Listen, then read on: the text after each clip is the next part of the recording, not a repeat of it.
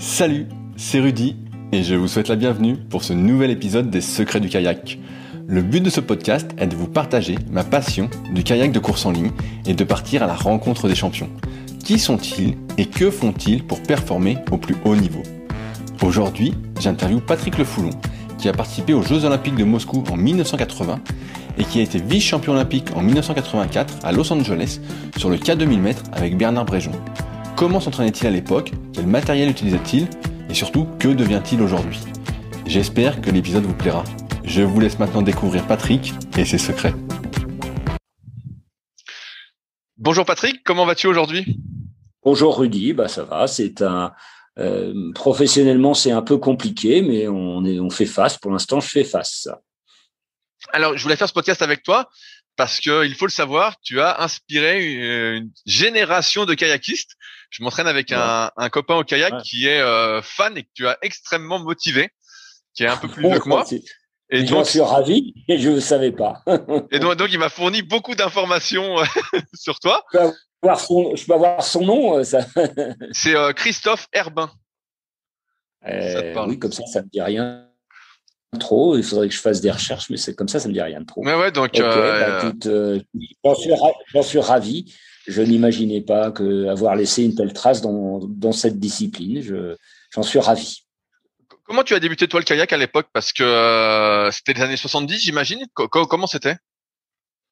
J'ai débuté en 1971-70 par une connaissance de mes parents et qui étaient adhérents du club de Mantes et qui m'ont dit mettez votre fils au kayak et vous verrez. Alors j'y suis allé au kayak. Je tiens à signaler que mon premier éducateur, mon premier entraîneur, était lui aussi médaillé olympique, c'est Jean-Louis Ollery.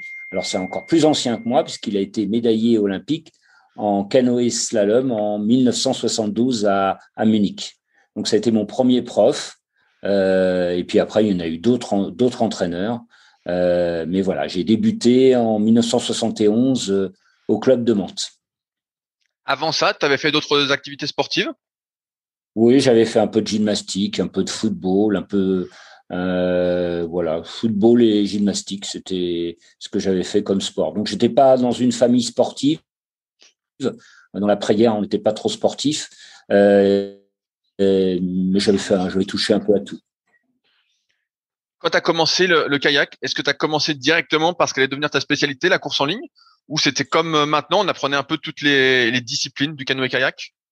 Alors, on apprenait toutes les disciplines du canoë-kayak. Je me rappelle, une de mes premières sorties, c'était en slalom, et c'était à côté de Mantes, à Annette, sur l'Eure. Et je me rappelle avoir pris quelques bains mémorables. Oui, on débutait par toutes les disciplines, mais franchement, géographiquement, nous, on est c'est plutôt la course en ligne. Hein. On bénéficie d'un environnement naturel qui nous porte plutôt vers l'eau calme que vers l'eau vive. Hein.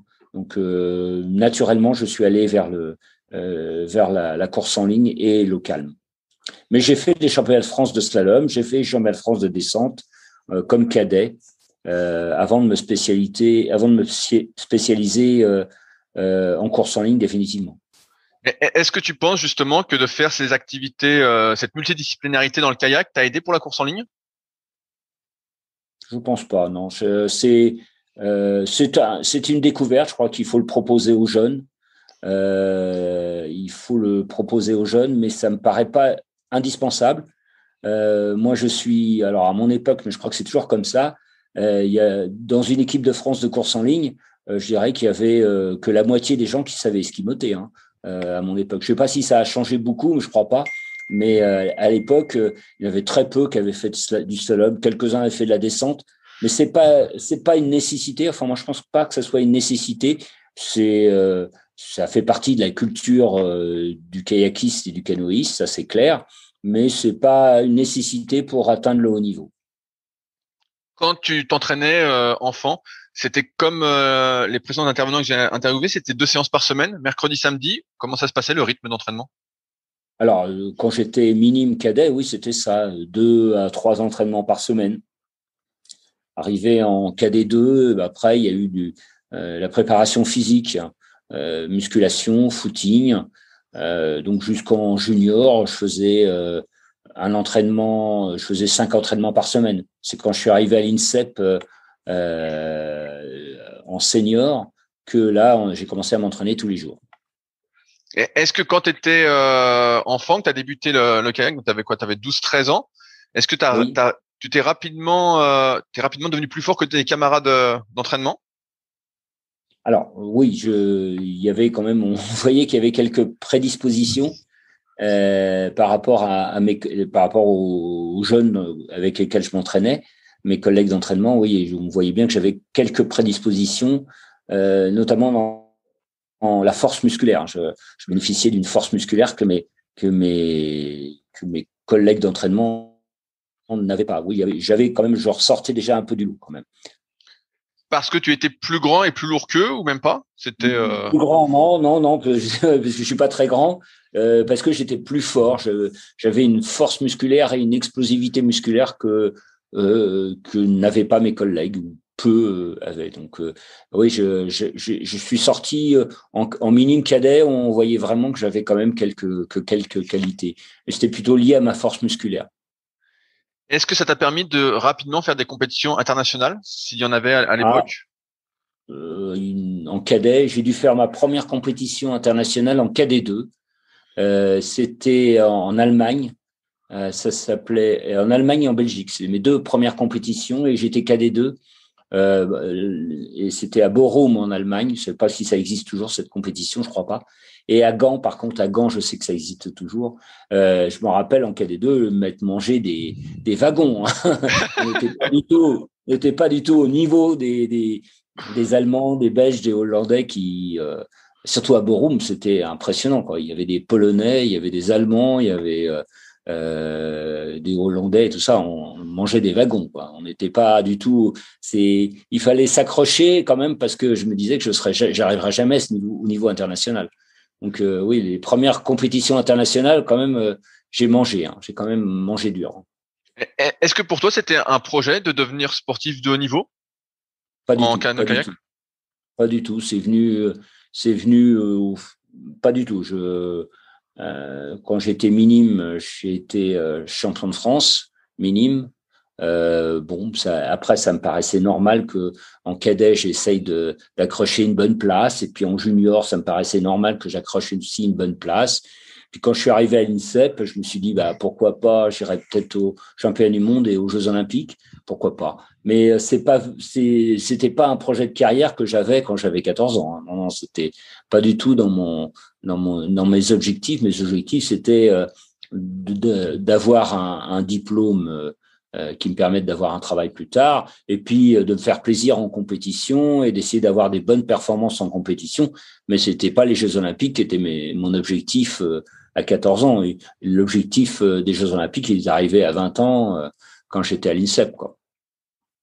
Qu'est-ce qui fait que tu t'es pas démotivé en cadet 2 quand tu prends une raclée comparativement aux autres adversaires?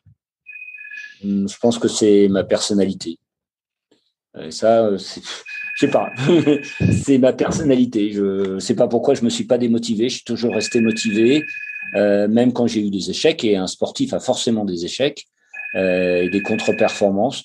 Mais bon, j'ai surmonté ça et je me suis dit, bah pourquoi pas. Il suffit de s'entraîner, il suffit de le vouloir, et puis un jour ça va peut-être sourire.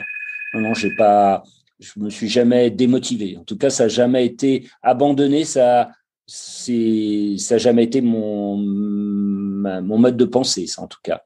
Et c'est ce que j'ai inculqué à mes enfants aussi, d'ailleurs. À partir de quand tu t'es retrouvé, je vais pas dire sur le devant de la scène nationale, mais parmi les meilleurs au niveau mondial? Alors, tardivement, non, j'ai eu une carrière assez courte. J'ai fait les Jeux Olympiques en 1980 à Moscou. Et j'avais fait quelques compétitions. Nous avions fait des compétitions internationales avant, et j'avais accroché alors à l'époque, il y avait les Allemands de l'Est et les Russes qui dominaient, les Hongrois aussi dominaient. et j'avais accroché les Russes et les Allemands de l'Est, et je m'étais dit ça y est, je commence à toucher le Graal et à pouvoir concourir face à ces gens-là. Oui, c'est en 1980, donc à mes premières, j'avais à l'époque 22 ans, quoi. Donc c'est là où j'ai commencé à me dire, c'est peut-être possible d'aller chercher une finale au championnat du monde ou une finale aux Jeux olympiques. Oui. Est-ce que tout à l'heure tu parlais de ton rythme d'entraînement qui paraît entre guillemets assez léger comparativement à ce qui se fait maintenant chez les jeunes. Est-ce que tu penses que c'est ça qui expliquait peut-être la différence de niveau au début quand tu étais cadet 2 et peut-être dans tes premières années juniors? Alors, je vais mettre un bémol sur ce que je dis. J'ai dit, parce que j'avais la réputation de quelqu'un qui s'entraînait beaucoup, qui faisait beaucoup de kilomètres. Et d'ailleurs, quand je croise actuellement mes anciens concurrents, ils me disaient mais toi tu faisais des séances absolument infernales. Et ça m'arrivait de faire des sorties de 25 kilomètres. Et non, j'avais une réputation de quelqu'un qui avalait des quantités d'entraînement colossales. Hein. Donc non, en minime cadet, bien sûr, c'était l'entraînement plutôt plaisir, mais à partir de cadet 2, junior 1, junior 2, j'ai avalé des quantités d'entraînement colossales avec des séances maintenant qu'on ne fait plus d'ailleurs. Ça m'arrivait de faire 52 kilomètres dans une journée. Je crois que c'est plus, à part le marathonien, je vois plus grand kayakistes qui font des kayakistes qui font ça. Ils sont plus dans le qualitatif que dans le quantitatif. Mais moi, j'étais à l'époque plutôt dans le quantitatif que le qualitatif. Donc, c'est pas tout à fait vrai que je m'entraînais peu. On s'entraînait une fois par jour, mais on faisait des séances très longues. Hein, et après, quand je suis arrivé à l'INSEP, c'était 2 entraînements par jour. Donc là, ça commençait à prendre un peu plus en termes de quantité, être un peu plus significatif. Mais jusqu'en junior, c'était une séance par jour, mais des séances très longues. Hein. Enfin, ça m'arrivait de faire, ma sortie du mercredi quand j'étais cadet ou junior, c'était 26 kilomètres. Hein. Je sais pas si, à part les marathoniens, je sais pas s'il y a encore beaucoup qui font ça actuellement. Enfin, et le samedi, c'était 26 kilomètres. Le dimanche matin, 26. Le tarif de base pour moi, c'est junior cadet junior, c'était 26 kilomètres. Hein. Ça fait rire tout le monde maintenant parce que ça paraît complètement décalé, mais on avait du quantitatif. On faisait beaucoup de quantitatif par rapport au qualitatif actuel. Mais j'ai cru voir justement sur ta fiche Wikipédia que vous aviez été champion du monde sur le K2 10 000 mètres. Si je dis pas de. C'est ça. C'était à l'époque, le fond se courait sur 10 000 mètres. Il y avait le marathon n'était pas encore pratiqué au niveau international. Il y avait quelques courses de marathon, mais il n'y avait pas de championnat du monde ni de championnat d'Europe marathon. Et la course de fond, c'était 10 000 mètres. Et donc, mon premier titre international, oui, c'est à Belgrade en 1982 en K2 10 000 mètres avec Bernard Bréjon. Oui, tout à fait. Ouais, j'allais dire avec tes séances de 26 kilomètres, tu avais une endurance, une base assez exceptionnelle en fait. Ça, on avait du fond. Ça on faisait, je le dis, on faisait 4 à 6 000 kilomètres par an. Donc maintenant, ça paraît. Il y a que les marathoniens qui font ça maintenant. À l'époque, c'était la quantité d'entraînement qu'on avalait en bateau, en plus de la PPG, en plus de la préparation physique. On avalait des grandes quantités d'entraînement. Et c'était toujours en bateau de course en ligne, ces entraînements. Oui, tout à fait. On n'a pas. C'était en équipage ou en monoplace, mais 98% c'était en monoplace et 2% en équipage. Et oui, c'était toujours en bateau de course en ligne, bien sûr. Sauf au début, quand j'étais minime cadet, ça m'arrivait de faire un peu de descente et un peu de slalom, mais c'était relativement accessoire. Mais à partir de cadet 2, je me suis vraiment spécialisé et faire que de la course en ligne. Il y avait quoi comme distance en course en ligne à l'époque? Parce que là, on parle du cas de 10 000. Est-ce qu'il y avait Alors, il n'y avait pas de 200 mètres. Il n'y avait pas de 200. Il n'y avait pas de 200, ça c'est clair. Il y avait le 500 mètres. Les disciplines olympiques, c'était 500 mètres. Et les distances olympiques, c'était 500 mètres et 1000 mètres, auxquelles on rajoutait le fond pour les championnats du monde. mais les distances olympiques, c'était 500 mètres et 1000 mètres. Il y avait qu'un 500 et qu'un 1000, K2 500 et K2 1000, et il y avait le K4 1000. Il n'y avait pas de K4 500, il y avait le K4 1000. Donc, c'était les deux distances, 500 et 1000 mètres. À partir de quel niveau, de quel âge tu as été appelé pour aller à l'INSEP? Junior 2, quand j'étais champion de France junior, et j'ai demandé, alors c'est moi qui ai fait la démarche, parce que c'est quand même à l'époque, c'était pas, j'ai fait la démarche pour rentrer à l'INSEP. Alors j'avais un statut un peu particulier à l'INSEP parce que la plupart étaient dans des filières d'études sportives. Moi, j'étais un étudiant en médecine, donc ça dénotait un peu par rapport au reste des pensionnaires de l'INSEP. Mais on était quelques étudiants universitaires qui étaient à l'INSEP, et je faisais mes études au CHU de Créteil, à Henri Mondor, en même temps que je continuais à m'entraîner. Justement, quand tu rentres à l'INSEP et que tu fais ces études de médecine en même temps, j'ai interviewé Vincent Lecrubi qui a fait aussi des grosses études. Est-ce que tu t'es imaginé que ça pourrait être un frein au kayak, ou la priorité c'était plus les études que le kayak? Comment ça se passait pour toi? Je n'ai jamais établi de priorité l'un par rapport à l'autre. À mon avis, c'était indissociable. Il y a des années où j'ai priorisé mes études. C'est surtout les années post-olympiques. Et il y a des années où j'ai priorisé le sport, c'est surtout les années olympiques. Et là où je mettais un peu mes études en sommeil et je priorisais le sport. Par contre, il y a des années où j'ai priorisé mes études par rapport au sport. Le tout étant d'essayer d'avoir un cursus universitaire un peu cohérent, qui était un peu plus long que le cursus habituel, mais qui est rallongé de 2 ans. C'est pas énorme, hein. Sur 8 années de médecine, j'en ai fait 10. Donc ça m'a permis de mener de front mes études de médecine et ma carrière sportive, en sachant qu'il y a certaines années où je priorisais mes études pour essayer de passer pour continuer dans mon cursus universitaire. Puis il y a des années où j'ai mis ça en sommeil pour justement prioriser la performance sportive. Quand tu arrives à l'INSEP et que tu passes à 2 entraînements par jour, est-ce que ton volume d'entraînement continue d'augmenter, ou t'en profites justement pour couper les séances en deux? Du style, est-ce que tu fais 50 km par jour tous les jours, ou au final tu fais 2 fois 13?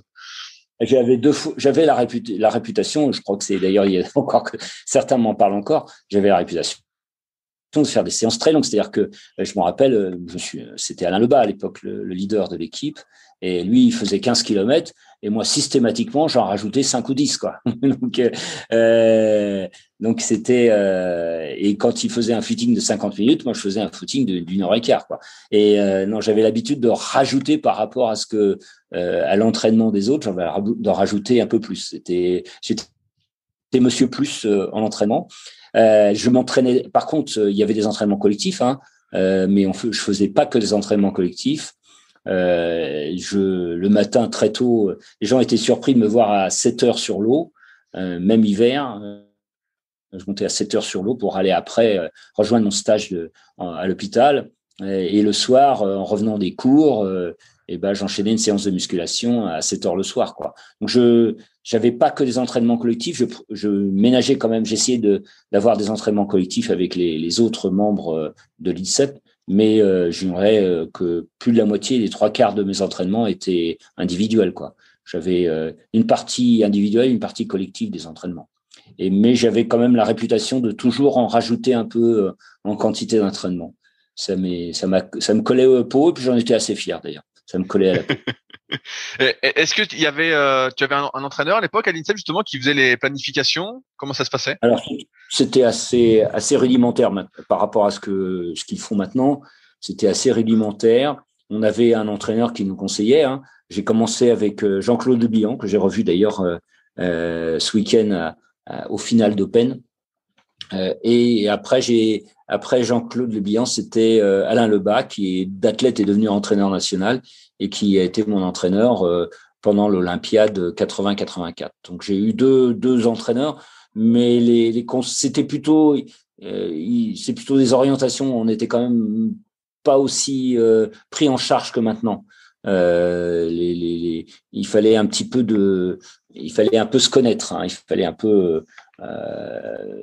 un petit peu connaître sa technique. Alors ça, on bénéficiait des conseils des entraîneurs, mais sur le physique et la préparation physique et la préparation, on était assez laissés à nous-mêmes, quoi. Il y avait pas, c'est pas une prise en charge comme je vois maintenant où quand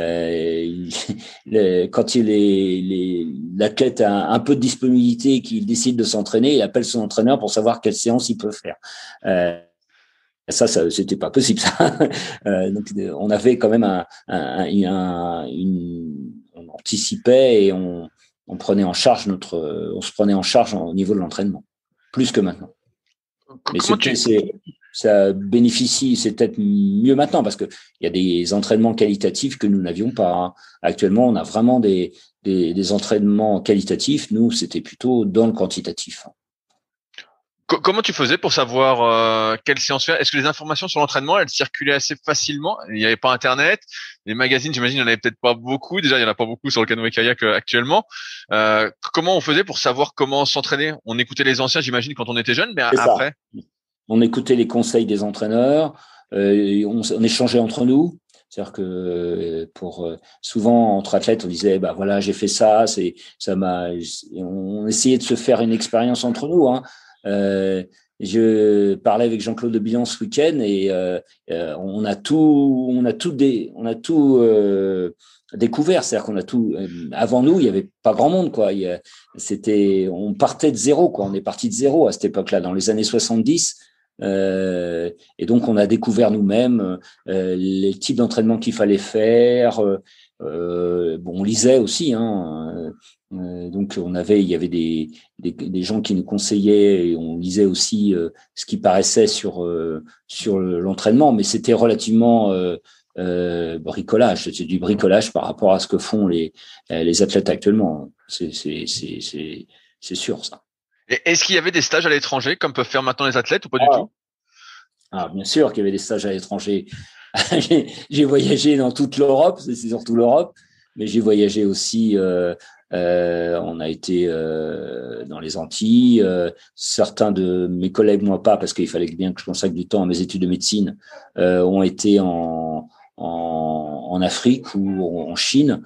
Mais c'est surtout les stages, je les faisais surtout les stages en Europe, Pologne, Roumanie, Hongrie, Italie, Espagne, voilà, c'était les stages, les stages à l'étranger. Si, il y en avait au moins 2 à 3 par an. C'était. Est-ce que à ce moment-là, vous côtoyiez les champions des autres pays qui venaient aussi en stage ou qui étaient dans leur pays, ou vous restiez entre vous? Alors, quand on allait en Pologne, on s'entraînait avec l'équipe de Pologne. Quand on allait en Roumanie, on s'entraînait avec l'équipe de Roumanie.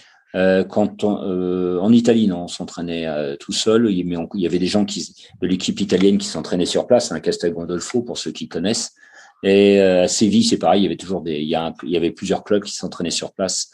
Donc oui, quand on allait dans les pays de l'Est, parce qu'à l'époque et on s'entraînait avec l'équipe polonaise ou l'équipe roumaine, et c'était des stages qui nous étaient très profitables parce qu'on pouvait comparer leur méthode d'entraînement avec les nôtres. On a tout découvert à l'époque, hein. On partait de zéro, hein. Et avec ces stages, on a beaucoup appris. Je pense que les entraîneurs aussi de l'époque ont beaucoup appris. Est-ce que tu as revu ton entraînement par la suite de ces stages? Ou tu continuais toujours à être Monsieur Plus?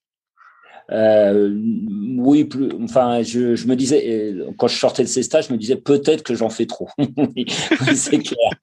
Peut-être que j'en fais trop. Je me suis remis en question régulièrement, hein. Comme tous les athlètes, ils se remettent en question, ils ont des doutes et ils disent pourquoi ça marche pas là, pourquoi ça marche là. Enfin, comme tous les athlètes, il y a des moments de doute et là, on se remet en question et on essaye de voir ce que font les autres et pourquoi ça marche chez les autres et ça marche pas chez soi. Oui, tout à fait. Est-ce que malgré tout ce volume d'entraînement, tu as eu des blessures ou des syndromes du surentraînement qui auraient pu te rappeler à l'ordre ou pas du tout? Alors non, surentraînement, je n'ai pas connu moi. Ça m'est peut-être arrivé, mais j'ai assez rapidement surmonté ça. Les blessures, oui, j'ai une grave blessure à l'épaule et c'est même 1 an avant les Jeux Olympiques de Los Angeles. Il a fallu que je me fasse opérer. Ce 12 mois ou 11 mois avant les Jeux Olympiques de Los Angeles. Et ça a été compliqué à gérer, ça. Ça a été compliqué parce que je suis redescendu très bas. Il a fallu remonter. Le staff de l'époque m'a pas forcément aidé. Enfin, j'en ai un peu voulu au staff de l'époque. Et il a fallu que je remonte après cette blessure grave de l'épaule. C'est une lésion, quelque chose qui atteint souvent les kayakistes, les nageurs et les lanceurs de javelot. C'est une lésion du bourrelet glénoïdien. Enfin, je vais pas rentrer dans les détails médicaux, mais ça m'a quand même un peu handicapé pendant près d'une saison, et c'est un peu du miracle que qu'on a pu racheter une médaille d'argent aux Jeux Olympiques à Los Angeles. Sur l'opération du bourrelet glénoïdien, ils t'ont fait quoi? Ils t'ont fait une suture? Comment ils faisaient à l'époque? C'était l'arthroscopie arrivait en France. Hein. C'était une méthode qui venait des États-Unis, et l'arthroscopie, je dois être un des premiers à avoir bénéficié d'une arthroscopie. Et donc ils m'ont enlevé le bourrelet glénoïdien et le corps étranger cartilagineux qui était dans l'articulation. Et c'était sous arthroscopie. Et c'était à l'époque très innovant. J'ai dû être un des premiers à bénéficier de cette technique chirurgicale. Et tu sens que cette douleur à l'épaule, elle est venue progressivement au fil de ta pratique, ou c'est venu d'un coup? C'est venu d'un coup, parce que c'est une lésion du bourrelet qui est apparue brutalement. Je m'en souviens, c'était en stage à Séville en Espagne, et c'est sur un départ, et l'épaule s'est bloquée sur un départ. Heureusement que j'étais en K2, j'aurais été en K1, je me serais baigné. Et après, il a fallu faire un diagnostic et proposer un traitement chirurgical. Ça a été assez compliqué. Bon, j'ai surmonté ça, et on a pu arracher une médaille d'argent aux Jeux Olympiques. Mais avant ça, tu as eu tes premiers Jeux Olympiques. Comment ça s'est passé, ces premiers Jeux Olympiques où tu as participé?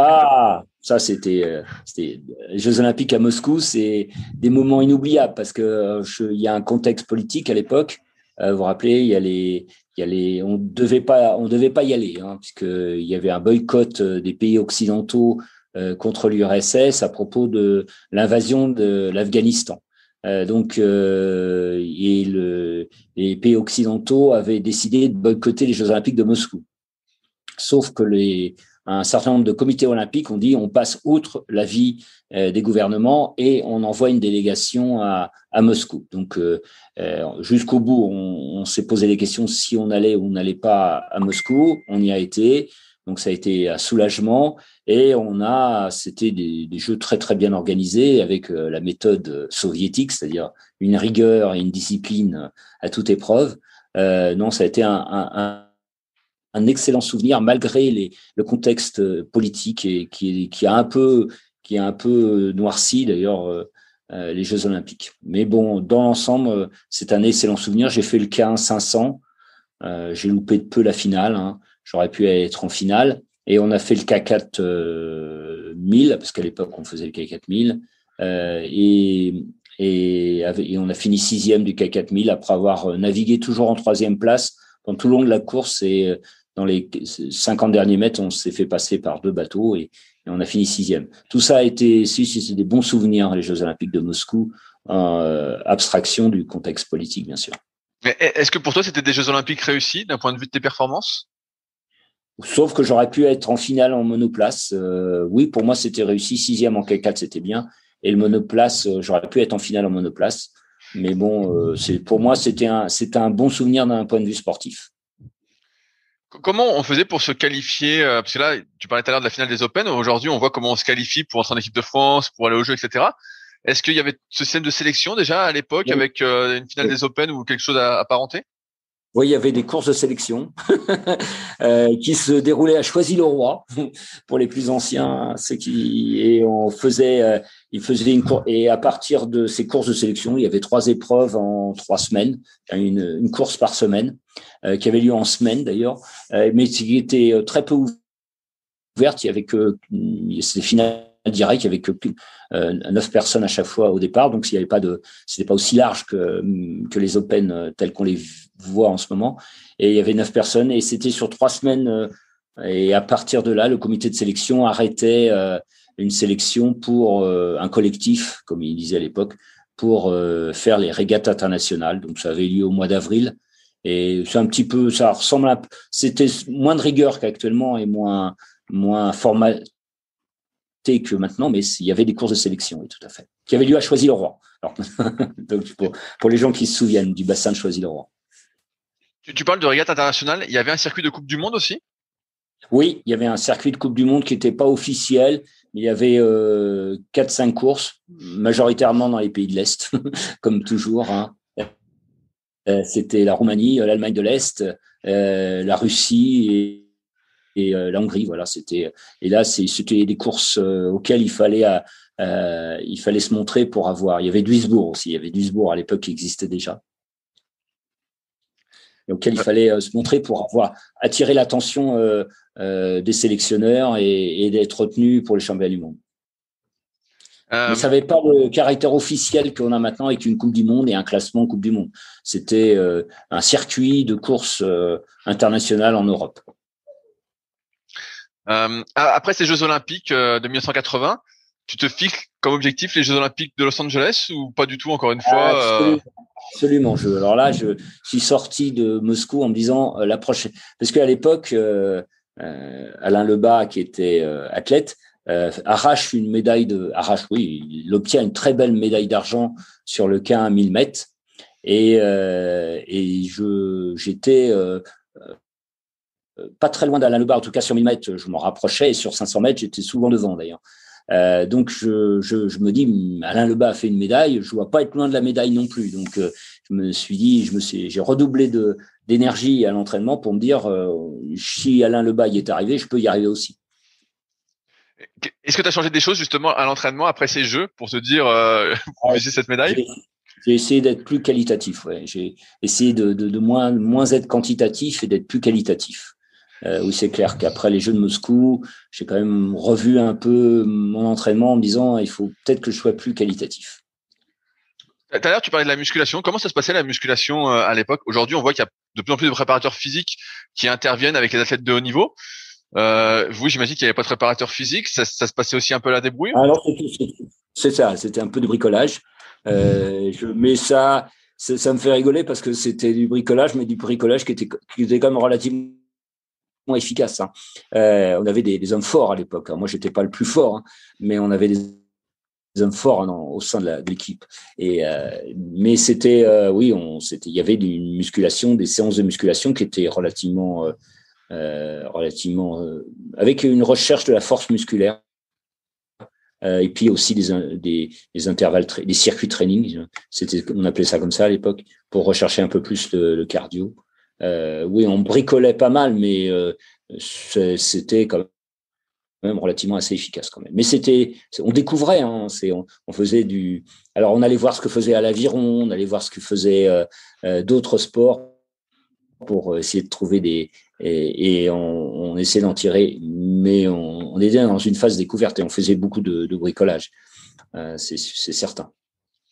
Vous faisiez ce qui se fait pendant un temps, donc développé couché, tirage planche, c'était les deux exercices un peu phares aussi? Oui, et les tractions, les fameuses tractions. On faisait les séances d'abdominaux aussi. Alors, ils appellent ça du gainage maintenant, ça me fait rire, mais bon, beaucoup d'abdominaux. Alors, il y avait des séances d'abdominaux à plus savoir. On sortait de là complètement cassé. Oui, il y avait coucher, tirade, traction et abdominaux. Les abdominaux, on en faisait beaucoup. Hein. C'était du gainage. Alors, c'est un petit peu différent. C'était plutôt des abdominaux dynamiques. Alors maintenant, il faut plutôt du gainage statique. Mais bon, le principe était le même. Est-ce que vous faisiez les jambes à l'époque? Parce qu'il y a encore un petit débat actuellement entre certaines nations qui les font pas et d'autres qui les font. Presque pas. Presque pas. Moi, j'en faisais pas, d'ailleurs. Je dois le dire, je faisais pas. Par contre, j'étais un très bon coureur et ça, je le constate amèrement. Je dis que les athlètes actuellement savent plus courir. Enfin, je suis effaré quand je vois les athlètes courir. Je me dis, mais c'est pas possible, ils sont en équipe de France de kayak, ils courent aussi mal. Ça me choque à un plus haut point. Hein. Alors, il paraît quand même qu'il y a des gens qui savent très bien courir, mais alors, ceux que j'ai vus, je suis surpris. Et même des coureurs de 1000 mètres, ils seraient alignés à notre époque sur un 3000 mètres, ils n'auraient pas vu le jour. Je suis surpris que la course à pied a été abandonnée par les athlètes actuellement. Alors, sûrement, il y a des explications, mais alors que le cardio, à mon avis, a une énorme importance. Hein. Alors, je sais bien qu'il y a des coureurs de 1000 mètres, Cyril Carré et compagnie, qui sont des véritables lapins, mais beaucoup ne courent très mal. Quoi. Ils ont même pas de foulée. Quoi. C'est impressionnant. Je me suis dit, là, je me dis, il y a peut-être un point à creuser pour les entraîneurs, mais c'est peut-être volontaire. Hein. Je peux pas tirer de conclusion. Moi, je suis pas entraîneur et je suis plus la préparation des athlètes. Pour toi, à l'époque, la course à pied a joué vraiment favorablement dans tes performances? Oui, j'étais un très bon coureur et je suis resté très longtemps d'ailleurs. Oui, non, pour moi, c'était important la course à pied. Le cardio était. Alors, on était coureur 500 et 1000, hein, donc c'était quand même des efforts aérobie. Alors que maintenant, il y a le 200 mètres qui est plutôt un effort, un aérobie lactique. Mais c'était important dans la préparation. Hein. Il y avait des footings. Alors, je sais pas, je me rappelle des footings qu'on faisait avec Pascal Boucherie qui étaient mémorables. Pourquoi était-il mémorable? Parce que c'était à l'arrache, c'était à la mort. Hein. C'était le premier qui mourait. Hein. Ok, bah c'était à moitié de l'aérobie, quoi, en fait, alors. C'était de l'aérobie dure, quoi. On faisait 10 km, c'était un 10 000 mètres pour nous. Hein. Il fallait partir vite et écœurer tout le monde. Oui, non, mais c'était une autre ambiance. On se donnait vraiment à fond. Tu te souviens quel temps tu faisais en course à pied, vu que tu dis que c'était un de tes trucs? Alors, je crois que sur 3000 mètres, j'étais à 9 minutes. Hein, ouais, donc 3 minutes au 1000. Ah ouais, tu cavalais alors. Ah ouais, non. Et sur 1000 mètres, je faisais 2,35, hein, 2,30 sur 1000 mètres. Hein. Ah ouais, t'étais hyper bon en course à pied, en fait. T'aurais pu choisir la course à pied. On était tous très bons. Hein. Je me souviens de footing avec Pascal Boucherie, qui était mémorable, hein, lesquels on s'est donné à fond. Hein. Et des trucs, on aurait pu s'inscrire dans un club d'athlétisme. J'allais dire, si tu t'étais mis à l'athlétisme à fond, ça se trouve, tu aurais été dans les meilleurs Français de l'époque, hein, avec ces temps-là. Peut-être pas quand même, mais j'étais pas ridicule en tout cas en course à pied. Donc par la suite, l'objectif, les Jeux de Los Angeles. Comment se passe ta préparation entre Moscou et Los Angeles? Est-ce qu'il y a des championnats d'Europe, des championnats du monde qui se passent bien? Comment ça se passe? Il y a eu des championnats d'Europe et des championnats du monde. Il n'y a pas de championnat d'Europe à l'époque. Hein. C'est arrivé après 1984. Ça a dû arriver dans le fin des années 80, le championnat d'Europe. Donc, il y avait championnat du monde qui avait lieu toujours en Europe. Les championnats du monde qui avaient lieu en Europe. Après, ils ont émigré les championnats du monde un peu en Amérique du Nord et un peu ailleurs, mais les championnats du monde avaient lieu quasiment toujours en Europe. Oui, j'ai fait une très bonne place, donc une 4e place au championnat du monde en K1 500 à Nottingham, 4e, qui était une très bonne place, à 3, je crois 2 dixièmes de la médaille. Et après, j'ai fait champion du monde en K2 avec Bernard à Belgrade. En 83, on avait fait avec Bernard. Là, on avait été dans des conditions un peu difficiles avec une tempête sur le bassin tempéré en Finlande. On avait fait 6e ou 7e, je sais plus. C'était un petit peu décevant, mais le bassin n'était pas équitable. Il y avait des couloirs qui étaient avantagés par rapport à d'autres. Faut dire qu'à l'époque, les couloirs étaient tirés au sort, alors que maintenant, ils sont en fonction des résultats des demi-finales. Donc à l'époque, il y avait tirage au sort, donc on pouvait se trouver on se trouvait à côté, les bons pouvaient se trouver tous d'un côté et les mauvais d'un côté, et les moins bons d'un autre côté. Donc ces tirages au sort, c'était un peu, maintenant c'est quand même plus, les meilleurs sont comme en natation, les meilleurs sont au milieu. Donc ça pouvait fausser le résultat de la course. Et puis donc aux Jeux Olympiques, médaille d'argent. Après une saison 84 très difficile avec ma blessure à l'épaule et mon opération à l'épaule, où il a fallu que je remonte pour aller aux Jeux Olympiques, et j'étais vraiment pas en forme toute la saison du circuit international. J'étais vraiment pas dans le coup, hein, et c'est vraiment aux Jeux Olympiques que on a retrouvé notre niveau. Ouais, malgré tout, tu avais réussi le passage des sélections pour être en équipe de France. Oui, tout à fait. De toute façon, j'avais réussi les sélections. Oui, j'avais pu passer. Hein. Mais au niveau international, j'avais nettement régressé, et c'est vrai que la blessure m'a pas mal handicapé en toute la saison 84. Et là, justement, à Los Angeles, tu avais choisi de faire que le K2 avec Bernard Bréjon et pas de gagner en K1? J'avais plus trop le choix parce que la blessure avait fait que un certain nombre de membres de mes collègues de l'équipe de France allaient plus vite que moi, donc je ne pouvais pas revendiquer de faire le K1, c'était pas possible. Donc je me suis limité au K2000, où d'ailleurs le staff ne mettait pas trop misait pas trop sur nous en pensant que ma blessure me faisait que j'étais pas dans le coup et que j'étais pas en forme. Et la course s'est déroulée de telle façon que on s'est retrouvé en finale et on arrache cette médaille d'argent vraiment un peu inespérée après toutes les épreuves que j'avais pu connaître au cours de la saison, quoi. Comment c'était d'ailleurs ces Jeux de Los Angeles comparativement à ceux de Moscou au niveau de l'organisation, de l'ambiance? C'était quoi la différence? La différence, c'est que à Moscou, nous étions dans le village olympique, alors qu'à Los Angeles, on était dans un village olympique qui était qui était à plus d'une heure de voiture, à 2 heures de voiture de Los Angeles. On était sur le lac Casitas, donc ils avaient créé un petit village olympique dans une université. Comment ça s'appelle cette ville là? Enfin, une ville au nord de Los Angeles. Donc il y avait que l'aviron et le kayak. Donc on n'avait pas l'ambiance du village olympique comme on avait pu le vivre à Moscou. Donc on était entre nous. C'était un petit peu décevant, ce qui fait qu'après les épreuves, on a été très heureux de pouvoir regagner le village olympique à Los Angeles et de participer à l'ambiance des Jeux, quoi.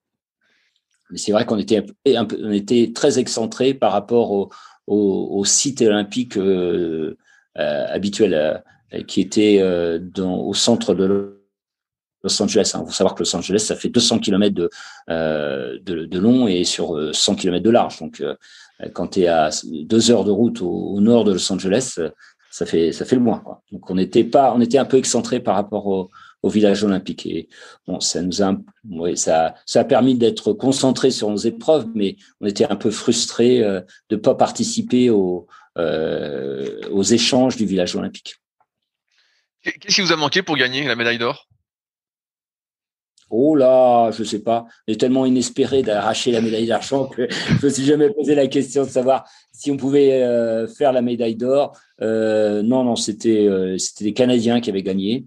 Et on était très contents d'être avec eux sur le podium et d'être avec eux à la fin de la course, que on s'est pas posé la question si on avait loupé la médaille d'or. Non, on était tellement heureux d'être sortis de la galère surtout que moi. Je connaissais depuis plusieurs mois que j'ai même pas pensé à la médaille d'or. J'étais très heureux d'avoir une médaille d'argent et ça m'a suffi à mon bonheur. Voilà. Est-ce que quand on est vice-champion olympique, ça change la vie au retour en France ou pas du tout? Alors, c'est une question importante que tu poses là. C'est comment gérer le retour à la vie normale après une médaille olympique. Oui, c'est compliqué. Alors moi, ça a été assez simple, hein. Il fallait que je finisse mes études de médecine, donc il fallait que je me consacre à mon futur métier. En plus, je venais de fonder une famille, donc il fallait aussi que je me consacre à ma famille.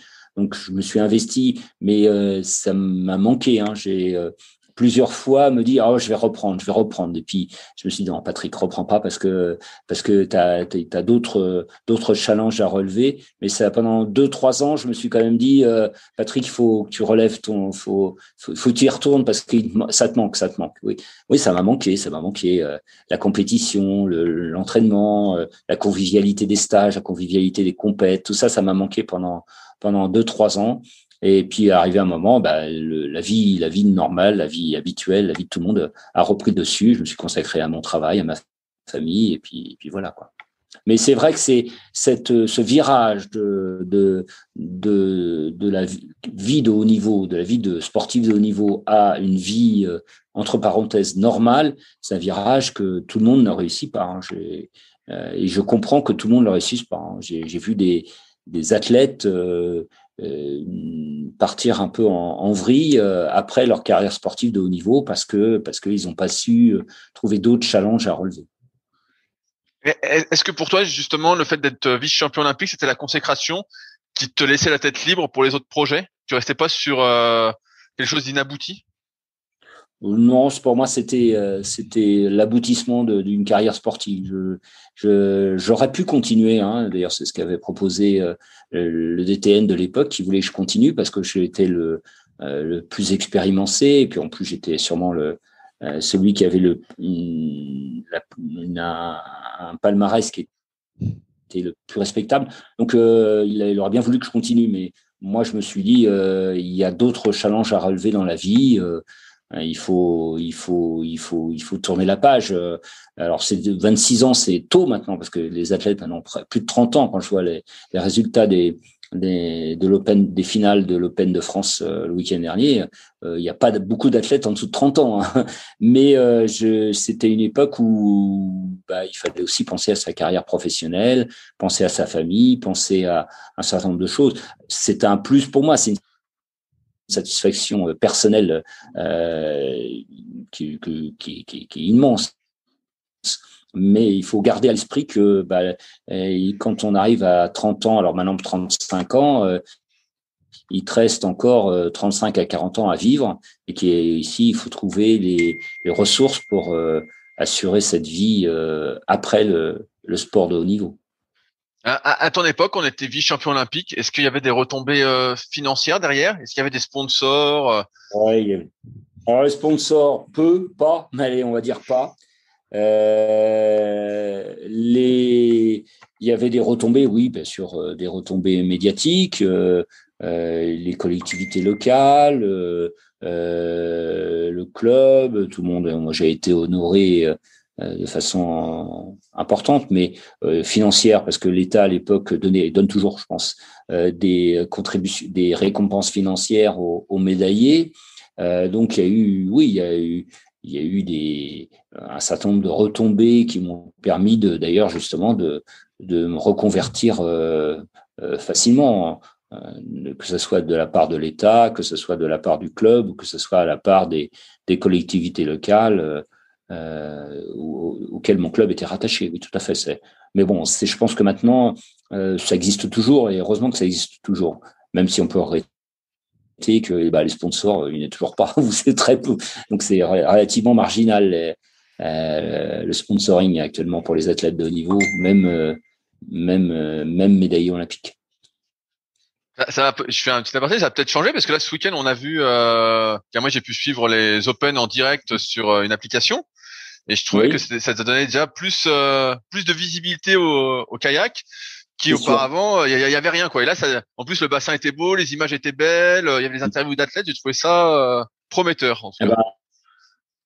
Peut-être. Non, on le souhaite. Enfin, je le souhaite sincèrement que les athlètes puissent avoir des récompenses et puissent être gratifiés à la hauteur de leurs efforts.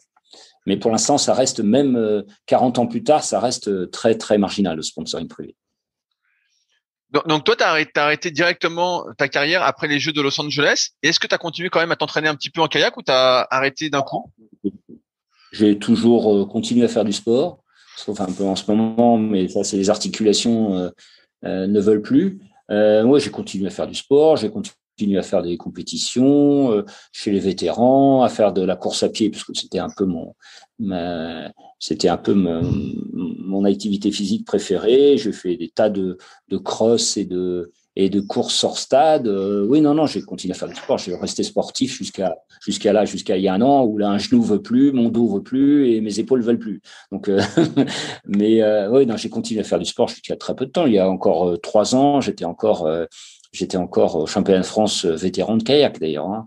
J'ai jamais laissé tomber l'activité sportive. J'ai toujours essayé d'en faire régulièrement et d'essayer parce que c'est dans mon ADN, hein, que la compétition, la pratique sportive, ça fait partie de mon ADN. Je te pose cette question parce qu'il y a beaucoup de kayakistes que j'ai interviewés qui, une fois leur carrière internationale finie, arrêtent le kayak, soit pas définitivement, mais pendant quelques années, parce qu'ils perdent, en fait, ils disent leur sensation, en fait, ils perdent leur glisse. Est-ce que toi, tu as ressenti ça? Oui, bien sûr, mais j'ai fait abstraction de ça, bien sûr. Bien sûr que je perdais la vitesse et que c'était plus laborieux.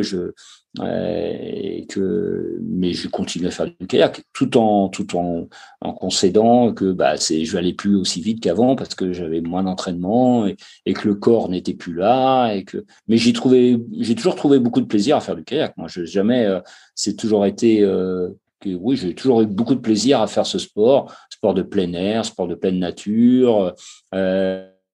Avec l'élément liquide, donc tout ça m'a toujours beaucoup plu, hein, et courir aussi me plaisait beaucoup. C'est sûr que la musculation, ça n'a pas été ma tasse de thé et j'ai pas touché beaucoup de barres après l'arrêt de ma carrière sportive. Mais je dis ça pour toi parce que tu es un fanat de musculation. Mais non, moi je suis plutôt un fanat de course à pied. J'aimais bien des épreuves longues de kayak que je faisais en dilettante pour me faire plaisir. Non, j'ai jamais abandonné le kayak. Non. Je voulais parler avec toi un peu de l'évolution du matériel parce que toi, de ce que j'ai vu dans les images que j'ai retrouvées, c'était des bateaux en bois et j'ai l'impression que c'était des pagaies, les pagaies qu'on a quand on débute maintenant là. Donc, ça n'a rien à voir d'ailleurs. Ça n'a rien à voir. Le matériel d'ailleurs influence la technique. C'est-à-dire que la technique a évolué à cause du matériel. Et notamment l'arrivée des pagaies creuses. Donc nous, c'était des pagaies plates, c'était du matériel en bois, en acajou, qui était de bonne qualité, ça. Mais c'est surtout les pagaies, enfin, l'évolution technique majeure qui était juste après mon départ, dans la fin des années 80, avec l'arrivée des pagaies creuses. Alors les premières, c'était des Wing, et après il y en a eu d'autres, Rasmussen et compagnie, jusqu'aux pagaies actuellement qu'on a, Bradshaw ou Gentex. C'est vraiment la révolution. Moi, je me souviens d'avoir une discussion avec Alain Lebas, qui était toujours entraîneur national après 1984, et qui me disait qu'il était monté, il avait fait un 500 avec les pagaies creuses et qui faisait à peu près le même temps qu'il faisait que quand il était aux Jeux Olympiques à Moscou, quoi. C'est-à-dire que la pagaie creuse a considérablement amélioré la performance des kayakistes, hein, ça c'est clair. Ça a été une évolution tout à fait bénéfique. Hein. Et au niveau des bateaux, c'était comment? Parce que pareil, tu avais des bateaux en bois. Est-ce que c'était instable comme ceux de maintenant? Non, c'était beaucoup plus stable que ceux de maintenant. Hein. Moi, je pagayais encore dans un Nelo, là. J'ai toujours un vieux Nelo. Ils sont beaucoup plus instables maintenant qu'il était à l'époque. À l'époque, les vagues de côté, ça ne nous faisait pas peur. Je suis sûr que maintenant, les vagues de côté, enfin, moi, je suis plus performant, mais les vagues de côté, je les crains un peu avec les Nelo, là. J'ai un Nelo, je sais plus comment ça s'appelle, V1. Non, c'était beaucoup plus stable. Les kayaks étaient beaucoup plus stables avant que maintenant. C'est vraiment ils sont profilés pour aller plus vite, beaucoup plus vite maintenant. Le bateau a aussi changé et à l'époque c'était des bateaux bois, maintenant c'est des bateaux en carbone. Enfin, on a vu les premiers bateaux en carbone arriver à Los Angeles, mais c'était des bateaux qui étaient beaucoup moins rigides que ce qu'on a maintenant, avec des formes moins effilées que ce qu'on a maintenant. Et ben justement, toi qui as continué le kayak, tu as pu justement changer de matériel progressivement, quoi, et avoir ces nouvelles pagaies, ces nouveaux bateaux. Est-ce que tu t'es vu retrouver cette glisse justement de la vitesse avec ça? Alors moi, le bateau un petit peu, parce que j'ai eu plusieurs bateaux après ma carrière sportive.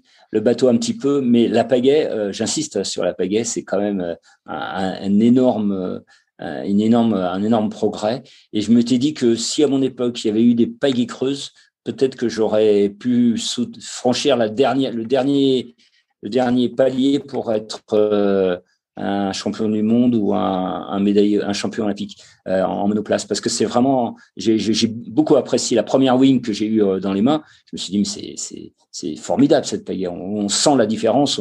La propulsion est tout de suite beaucoup plus efficace. Et on accroche l'eau nettement mieux qu'avec nos pagaies plates là qui soulevaient de l'eau et qui faisaient des tourbillons plus que de la propulsion du bateau. Ouais, mais je vois tout à fait ces pagaies plates. On démarre toujours avec ça quand on débute. Et ces pagaies plates justement, tu pouvais régler l'angle, quel angle? Non, tu achetais une pagaie plate, il n'y avait pas de vario, bien entendu, et tu achetais une pagaie plate avec une surface de pelle et avec un angle. Alors les angles maintenant, ils sont à 50 degrés, je crois, ce qui moi me paraît aberrant. Mais bon, parce que vent de face, ça doit être un peu compliqué, 50 degrés. Mais bon, là aussi, je suis pas technicien. Hein, je suis qu'un spectateur, averti mais un spectateur. Et les angles étaient de 70 à 80. Donc ouais, aucun. Et la surface des pales, et on choisissait donc sa surface de pale. Donc, il y avait trois types de surface de pelle, pour les filles, pour les garçons et pour les très forts. Donc, voilà. Et c'était pareil pour les formes de bateau. Il y avait une forme de bateau pour les filles et les poids légers, une forme de bateau pour les athlètes et puis une forme de bateau pour les athlètes très lourds. Donc, il y avait 3 formes de bateau. Et à chaque fois, c'était en fonction du gabarit de l'athlète. Alors que maintenant, il y a je sais pas combien, Nello, il y a les S, les M, les ML, les XL, les XXL. Donc, il y a je sais pas combien de formes de volumes différents de formes de bateaux. Ouais, pour les paillettes, c'est encore pire, j'ai envie de te dire. Ouais, je sais pas laquelle choisir, comment la régler. Tu dis, oh là là, il y en a tellement de réglages que. Tout à fait. Et en plus, maintenant, il y a des varios qui sont là aussi quelque chose qui est un progrès considérable. Avec tes études de médecine, t'es quand même resté, j'ai l'impression, même quand t'es devenu médecin, au contact du kayak. J'ai pu voir que t'étais toujours dans le milieu du kayak aujourd'hui, et même que t'avais un rôle au club de Mantes-la-Jolie, si je dis pas de conneries. Alors, je suis même mieux que ça. J'ai été représentant après 1984. J'étais au comité. Alors à l'époque, on appelait ça le comité directeur de la fédération en tant que représentant des athlètes de haut niveau. Je peux même dire que j'étais avec Marie-Françoise Prigent, Grange Prigent, parce qu'à l'époque ça s'appelait Grange, qui est actuellement DTN adjointe, et on était représentant des athlètes de haut niveau au sein du comité directeur de la Fédé. J'ai même été représentant des athlètes de haut niveau au sein du comité directeur du conseil d'administration du Comité national olympique sportif français. Donc, je suis toujours resté investi dans le mouvement sportif, même si pendant un certain temps, comme j'avais une carrière politique, j'ai un peu pris de distance avec le mouvement sportif. Mais une fois que ma carrière politique a été terminée, je suis revenu à m'investir dans le mouvement sportif, dans mon club. Et aussi au sein du comité régional. Enfin, je essaye de m'investir dans les instances sportives pour essayer d'apporter mon expérience et aussi mon enthousiasme pour notre discipline. Qu'est-ce qui manquait justement à l'époque, tu trouves, pour les athlètes pour lesquels tu te battais en fait, parce que quand tu as pris ces responsabilités-là, c'est qu'il y avait des choses qui t'avaient peut-être pas plu et que tu voulais changer. Quelles étaient-elles? Oui. Ah oui, mais ça a un petit peu changé. En course en ligne, en tout cas, je reconnais que les règles de sélection sont assez claires et que les règles de sélection sont assez respectées. Alors en slalom, il paraît que c'est un peu plus discuté, mais bon, là, je ne vais pas aller sur quelque chose que je connais mal. Mais c'est ce qu'on réclamait à l'époque, c'est d'avoir des règles de sélection qui soient clairement définies en début de saison et qui n'évoluent pas en fonction du contexte sportif, de la méforme de l'un ou de la bonne forme de l'autre, et savoir des règles clairement établies en début de saison qui soient respectées tout le long de la saison. En tout cas, maintenant, je pense qu'en course en ligne, ça a l'air relativement bien carré. Et je peux que m'en réjouir. C'est aussi une victoire. Après, il y a aussi la défense des cursus de chaque athlète. Il y a des athlètes qui veulent garder une activité, alors des études. Je pense qu'il faut qu'on aide ces athlètes à pouvoir mener de front ce fameux double projet, pour à la fois être des athlètes de haut niveau et aussi obtenir des diplômes qui leur permettent une reconversion dans les meilleures conditions. Ça aussi, c'était un combat que je pense qu'il faut mener et qu'il faut encore mener vis-à-vis des athlètes actuels. Est-ce que tu es resté dans le milieu du kayak parce que tes filles se sont mis au kayak? Alors, si mes filles se sont mis en kayak, ça a quand même, surtout ma fille aînée, ça a quand même facilité les choses et ça m'a permis de me réinvestir complètement. C'est-à-dire que maintenant, je suis complètement investi dans le milieu du kayak. Oui, probablement, me serais pas aussi investi si mes filles n'avaient pas fait une carrière de kayak. Donc ça, c'est aussi, oui, ça compte, ça compte.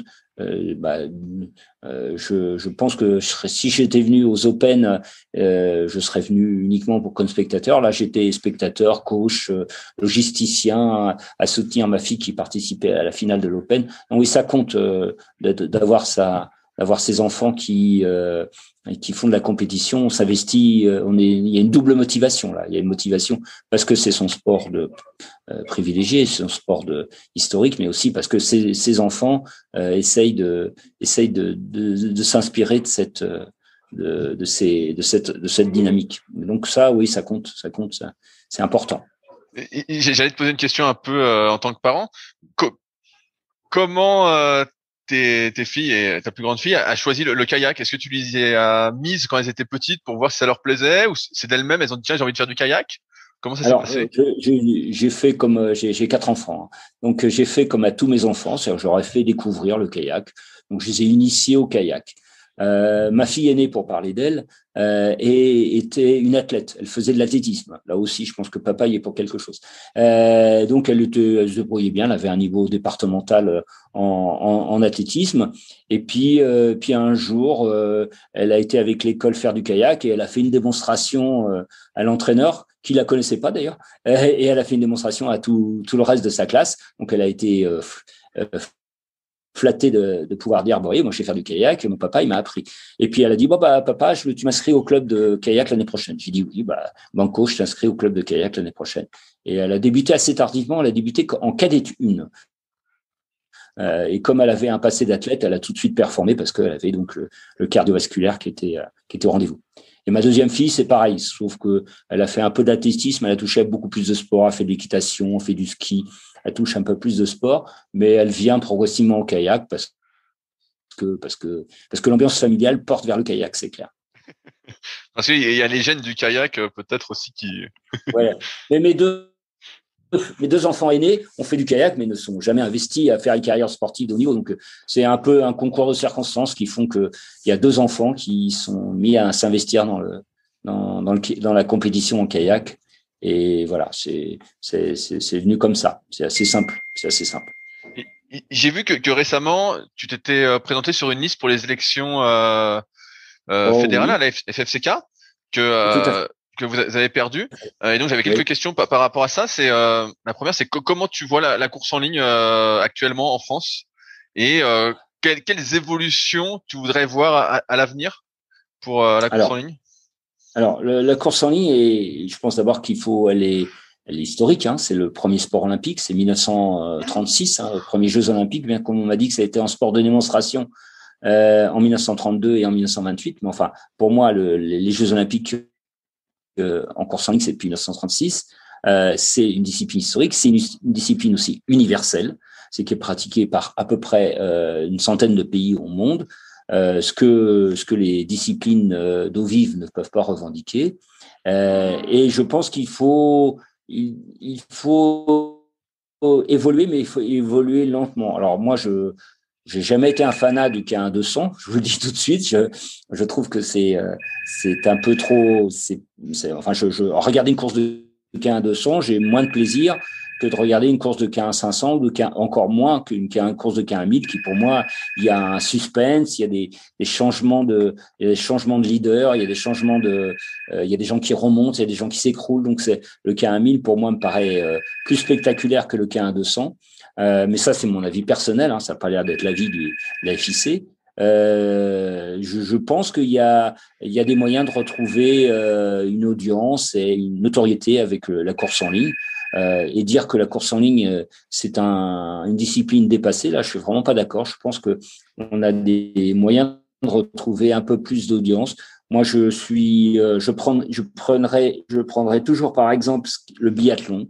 Le biathlon a été un sport de très faible notoriété, même confidentiel jusque dans les années 2000. Puis d'un seul coup, en pendant les années, le biathlon est devenu un sport avec une très forte audience TV et un sport avec une très forte notoriété.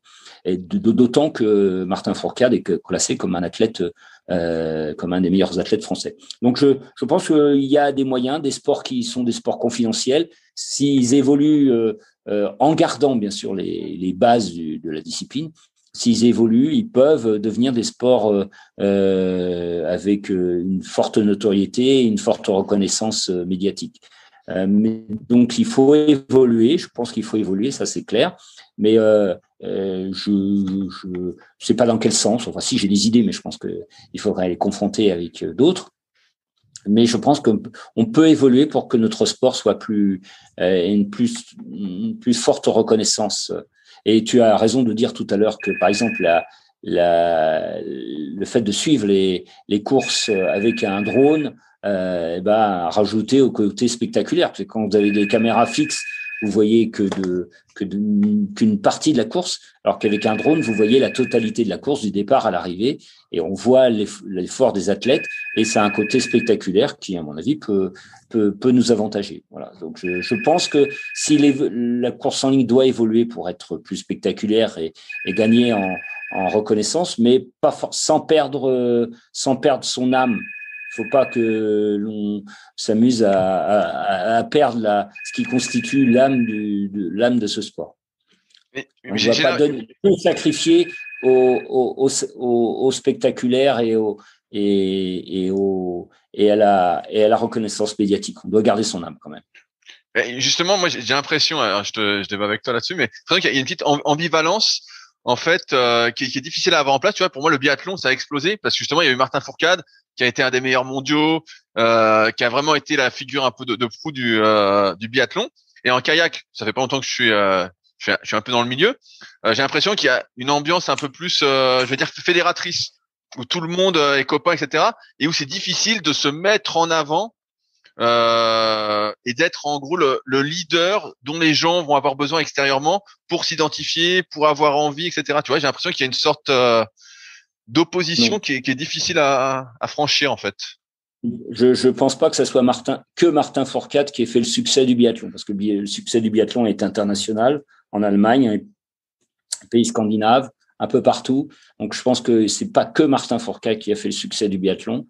Je pense que c'est parce que c'est devenu un sport spectaculaire avec des rebondissements, des changements de leader. Un leader qui est largement en tête, il loupe son tir et il se retrouve dans les profondeurs du classement. Donc non, je pense que ça va au-delà de la personnalité de Martin Fourcade, le succès du biathlon, et je pense que le kayak devrait s'inspirer du succès du biathlon et du succès de certaines autres disciplines sportive pour essayer de retrouver un côté spectaculaire. Mais encore une fois, il faut pas que l'âme et l'histoire de cette discipline sportive soient sacrifiées à l'aune de l'audience médiatique. Hein. Ça doit pas être, parce qu'autrement on fait plus du sport, on fait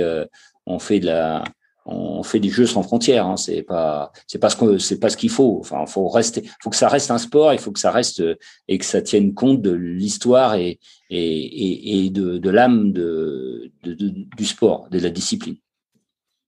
Justement, j'allais rebondir sur le fait que le K1 200 allait justement ne plus être présent à partir des Jeux de Paris. Et justement au profit du kayak freestyle, si j'ai bonne mémoire. Non, c'est kayak extrême. Kayak extrême, voilà. Est-ce que là, justement, on va pas d'après toi, dans le mauvais sens? Ah oui, moi, j'ai pris position dès le départ. J'ai pris position sur ce sujet dès le départ en disant que ça devenait paddle circus, hein, que c'est une discipline qui n'existe pas, qui n'est pas pratiquée. Enfin, moi, j'ai jamais vu de championnat de France de kayak extrême, ou s'il y en a eu un, il paraît qu'il y avait très peu de concurrents à Pau l'année dernière. Donc, on crée une discipline sportive qui s'appelle le kayak extrême. On supprime des épreuves de course en ligne pour créer cette discipline qui n'existe pas, qui n'a pas d'antériorité, qui n'a pas d'histoire, qui est créée purement artificiellement, uniquement pour essayer d'avoir du spectacle et de plaire aux grands majeurs de la télévision. Je trouve que la démarche, en dehors du kayak extrême pour lequel je n'ai pas d'avis parce que je connais peu ou pas. On est en train de sacrifier les bases du sport au profit des impératifs des télévisions. À mon avis, c'est pas la bonne démarche. C'est pas la bonne démarche. Et d'avoir supprimé le K1 200 pour créer des épreuves de kayak extrême, je ne suis pas sûr que ça soit aller dans le bon sens et d'aller dans le sens de ce que avait proposé Pierre de Coubertin il y a plus d'un siècle. On est en train d'abandonner là une partie de l'olympisme et une partie de la philosophie, de l'éthique sportive telle qu'ils ont été définis il y a un siècle.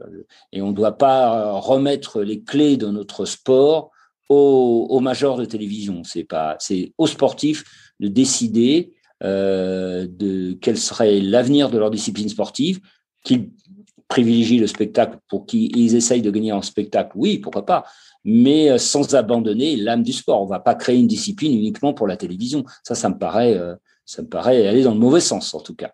Aller dans le mauvais sens. Et tout à l'heure, tu parlais de suspense et j'ai quelques idées qui m'arrivent en même temps pour rendre l'activité peut-être plus attractive aux yeux des gens. Je me souviens que j'ai déjà vu dans certaines compétitions où il y avait des relais en kayak ou des courses justement hommes-femmes dans un K2. Je trouvais ça pas mal. Est-ce que tu as un avis toi là-dessus ou des idées Le relais, c'est une très bonne idée. Je trouve ça. Alors le problème, c'est que des relais, c'est qu'à mon époque, il y avait des courses de relais. Il y avait au championnat du monde, il y avait une épreuve de relais. Le problème à mon époque, c'est qu'il n'y avait pas de sabots pour les départs. Donc, c'était volé systématiquement au départ. Tous les relais étaient volés. Quasiment tous les relais étaient volés. Donc, la FIC à l'époque avait abandonné et à juste titre. Après, il y a eu les sabots. Donc, c'est un peu plus. Les relais étaient un peu plus égales et l'équité était un peu plus respectée. Je regrette que les courses de relais aient été abandonnées. Oui, c'était un côté spectaculaire. Les courses de K2 mixtes aussi sont assez spectaculaires et en plus elles témoignent de la vitalité d'une fédération et d'un sport dans un pays. Non, c'est des voies dans lesquelles qu'on doit explorer. Moi, je trouve que le short race aussi, c'est pas mal.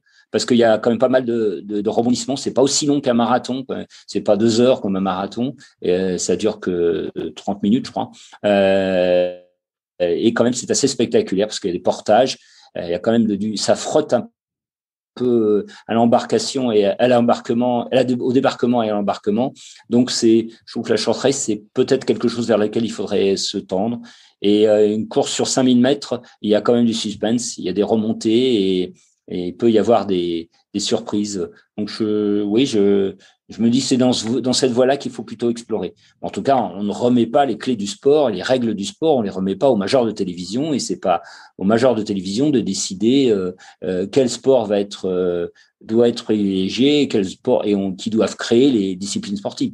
Il faut pas rechercher l'audience télévisuelle à outrance. C'est pas, à mon avis, c'est pas aller dans le bon sens et en tout cas, c'est pas dans l'esprit de l'olympisme et de l'éthique sportive tel qu'il a été défini il y a plus d'un siècle.